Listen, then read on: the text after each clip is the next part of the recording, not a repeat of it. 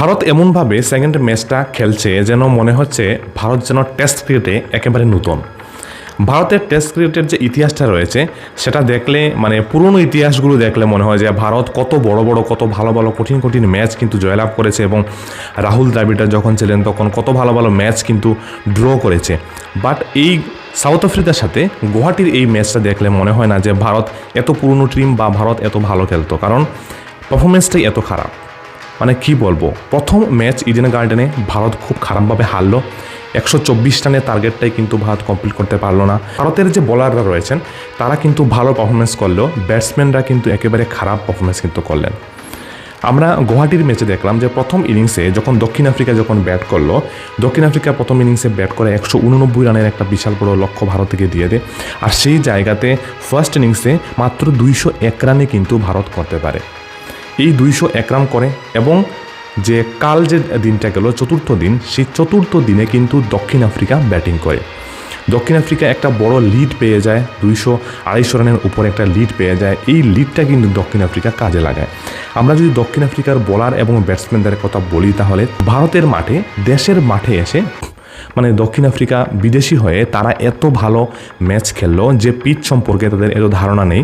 But ভারতীয়রাই কিন্তু সেই পিচের মধ্যে ভালো রান করতে পারছে না। একজন স্পিনার এবং একজন ফাস্ট বোলার, এই দুজনকেই কিন্তু ভারত সামলাতে পারছে না। এই চতুর্থ দিনে দক্ষিণ আফ্রিকার সেকেন্ড ইনিংসে আবার 260 রান করে এবং 5 উইকেট যায়। তারা শুধুমাত্র স্টোবাসের সেঞ্চুরির জন্য তারা বসেছিল, কিন্তু সে সেঞ্চুরিটা কমপ্লিট করতে পারলো না। বাট এই জায়গাতে কিন্তু ডিক্লিয়ার করে দেয় এবং পঞ্চম দিনে খেলা চলে আসে। এই জায়গাতে ভারতকে জেতার জন্য 522 রানের একটা বিশাল বড় টার্গেট কিন্তু দক্ষিণ আফ্রিকা দিয়ে দেয়। চেস করা ভারতের পক্ষে একেবারে অসম্ভব হবে, কারণ শুরুর দিকে গতকাল বিকেলে যখন ভারত ব্যাটিং করে তখন সেই জায়গাতে ভারতের কিন্তু 27 রানে 2 উইকেট চলে যায়, যেখানে KL রাহুল এবং ইয়েশাসি জয়সওয়াল কিন্তু ছিলেন। সাউথ আফ্রিকার ব্যাটসম্যানরা এত ভালো রান করলেন, সেই পিচের মধ্যে কিন্তু ভারতীয় ব্যাটসম্যানরা নিজের ঘরের মাঠে কিন্তু খেলতেই পারছে না। মানে এই বিষয়টা অবাক লাগে। ভারতীয়দের যে সিলেক্টর রয়েছেন গৌতম গম্ভীর বা যা কোচ রয়েছেন, যারা সিলেক্টর যে অজিত আগারকার রয়েছেন, তাদের সিলেকশনের মধ্যেও কিছু সমস্যা রয়েছে। এবং ব্যাটিং অর্ডারটাকে দেখলে যেমন মনে হয় যে ভারতীয় যে ব্যাটসম্যানরা আছেন তারা একেবারে টেস্ট ম্যাচ কখনো খেলেননি মনে হয়। KL রাহুল এবং ইয়েশাসি জয়সওয়াল প্রথম ম্যাচে যেমন রান পাননি, তেমন দ্বিতীয় ম্যাচে শুধুমাত্র একটা হাফ সেঞ্চুরি, তাছাড়া কিন্তু কোনো রানই পাননি। KL রাহুলও কিন্তু খুব খারাপ খেলছেন। মিডিল অর্ডার থেকে কুলদীপ যাদব কিন্তু খুব ভালো খেললেন। কাল আমরা দেখতে পেলাম যে কুলদীপ যাদব যখন ব্যাটিং করছিলেন তখনও প্রায় 125টির উপরে তিনি কিন্তু বল খেলেছেন। একজন ট্যালেন্টার বা একজন বোলার হয়ে তিনি এত সময় খেলতে পারছেন, যেখানে একজন অরিজিনাল ব্যাটসম্যান যারা তারাই কিন্তু খেলতে পারছে না। তো ভারতীয় ব্যাটসম্যান যারা, তাদের ব্যর্থতা, তাদের শর্ট সিলেকশনটা কিন্তু ঠিক না হওয়ার ফলে ভারতের এই অবস্থা। তো এই ম্যাচটা ভারত অবশ্যই হারবে।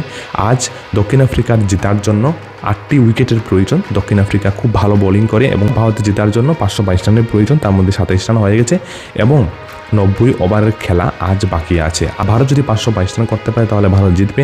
আর অবশ্যই সেটা একেবারে অসম্ভব মনে হচ্ছে। এই ম্যাচটাকে ড্র করা হবে ভারতের প্রথম লক্ষ্য। এই ম্যাচটা যদি ভারত ড্র করে তাহলে প্রথম ম্যাচটা ভারত হারলো এবং দ্বিতীয় ম্যাচটা ভারত ড্র করলো, অর্থাৎ সিরিজ কিন্তু দক্ষিণ আফ্রিকার হাতে। তারপর থেকে দক্ষিণ আফ্রিকার সাথে ওয়ানডে ম্যাচ শুরু হবে, যে ওয়ানডে ম্যাচে বিরাট কোহলি এবং রোহিত শর্মাকে আমরা অবশ্যই দেখতে পাবো, কারণ ভারতীয় টিম বিরাট এবং রোহিতকে শুধুমাত্র ওয়ানডের জন্যই কিন্তু রেখেছে, টেস্টের জন্য কিন্তু রাখেনি। যেখানে বিরাট কোহলি একেবারে ফিট রয়েছেন এবং টেস্টে তার বিশাল বড় ইতিহাস রয়েছে এবং টেস্টে অনেক রান তিনি করেছেন, তার অভিজ্ঞতা রয়েছে, কিন্তু এই বিরাট কোহলির মতো খেলোয়াড়কে কিন্তু টেস্টে সুযোগ একেবারেই দেওয়া হয়নি। সো বন্ধুরা, মানে এই ম্যাচে ভারতের টাটা বাই বাই অবশ্যই হবে। দেখুন আজ দুপুরের মধ্যে হয়তো প্রায় 8:30 থেকে 9টার মধ্যে খেলাটা শুরু হয়ে যাবে আজ সকালে গুয়াহাটিতে, এবং দুপুর হতে হতে দেখো হয়তো ভারত অল আউট হয়ে যাবে, আমার যেটা ধারণা আসলে। যেভাবে খেলে আসছে আর কি বলবো ভারতের। বন্ধুরা, এই হলো মূল ব্যাপারটা। তো আপনাদের কি মতামত অবশ্যই কমেন্টে কিন্তু লিখে যেতে বলবেন।